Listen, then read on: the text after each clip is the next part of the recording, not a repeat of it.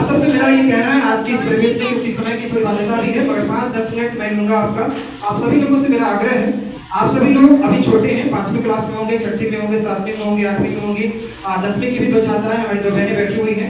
आप सभी लोग जब भी घर पे बैठे तो एक बार मैं आपसे अनुरोध करना चाहूंगा, आपके लिए अभी आप लोग यहाँ पर हैं, आप सभी लोगों ने अभी राष्ट्रीय मिठाई जलेबी का सेवन किया होगा और आपके पापा अभी कहीं पर होंगे, या तो शहर में हो, गांव में हो, या फिर कहीं पर हो, मजदूरी कर रहे होंगे अथवा कोई भी कार्य कर रहे होंगे। आपके पापा यदि होंगे तो इसके लिए आपको धन्यवाद ज्ञापित कीजिए। आपके सामने में जो शख्स अभी माइक्रोफोन लेकर खड़ा है उसके पिता नहीं है, 14 वर्ष की उनकी अवस्था में बेतुकी मर चुके हैं।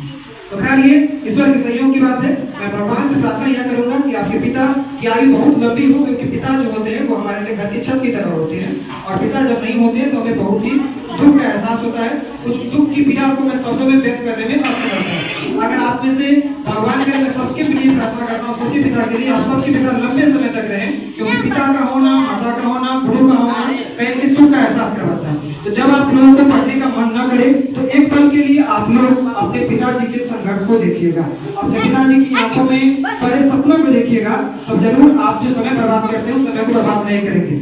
आपके लिए फर्स्ट प्रायोरिटी होनी चाहिए, फर्स्ट आपकी प्राथमिकता होनी चाहिए कि आप लोग विद्यालय में आते हैं, आप अपने गुरुजनों का सम्मान करें। आपके गुरुजन कैसे भी हैं तो वो आपके गुरु हैं, आपके माता पिता। तीसरा जो स्थान होता है वो हमारे गुरु को होता है।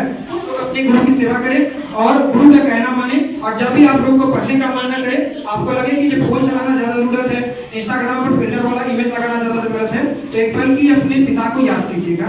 आपके पिता आपके लिए धूप में तप रहे हैं, ठंड में टिकट करके भी आपके लिए काम करने जाते हैं, बारिश में भीग करके काम करने के लिए जाते हैं, अर्थात हर एक मौसम में आपके लिए काम करने के लिए जाते हैं। तो आपकी फर्स्ट जिम्मेदारी होनी चाहिए कि आप संघर्ष को समझें और मन से पढ़ें, और मन से पढ़ करके जब भी जिस भी मुकाम पर जाए। आज देखिए अभी 2 लोग शिक्षक की दीर्घा में बैठे हुए हैं, दीर्घा मतलब कतार में बैठे हुए हैं, आप लोग सामान्य कतार में बैठे हुए हैं। आप लोग भी एक दिन इस काबिल बनेंगे कि आप लोग इतने सारे बच्चों को इकट्ठा करेंगे, सब कुछ पुरस्कार आप लोग लाए हुए हैं, उस पुरस्कार को आपको वितरित करेंगे। आप लोग खुद एक दिन इस काबिल बनेंगे कि इससे भी बड़ा समारोह आप लोग आयोजित करेंगे और इस कुर्सी पर आप लोग बैठे रहेंगे।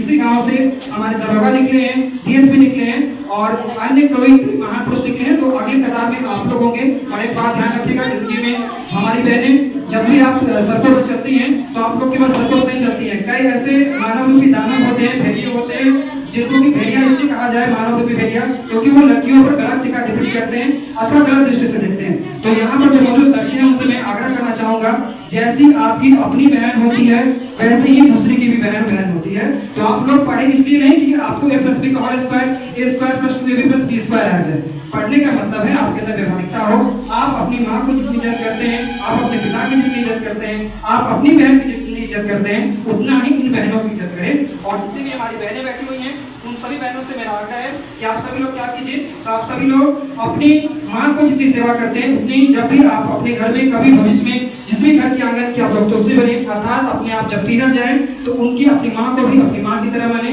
हो सकता है ये बातें जो बताई जा रही हैं आप लोगों को गंभीरता सोचिए, और मैं प्रयास करूंगा, मैं आपसे अपेक्षा ये रखता हूँ कि इन बातों में से कुछ बातों को आप लोग आज घर पे लेकर के जाइएगा और आप लोग इन बातों पर अमल करने का प्रयास कीजिएगा। लड़की लोग अपनी बहन की तरह दूसरों की बहन की इज्जत करें और जितने भी बहनें हमारी बैठी हुई हैं अपने माता पिता के संघर्ष को समझते हुए अपने अंदर परिवर्तन लाइए और रोज पढ़िए।